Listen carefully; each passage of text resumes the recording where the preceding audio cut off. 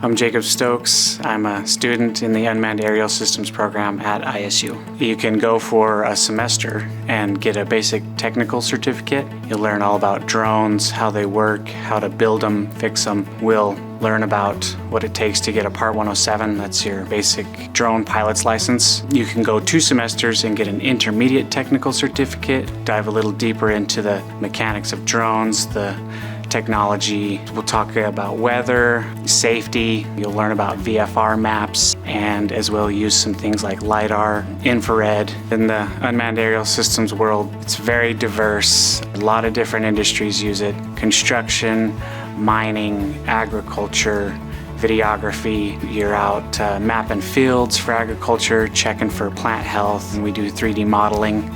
If you're into architecture and things like that. You can go into the movie industry, make films, make some pretty cool scenes from these drones that are pretty high tech.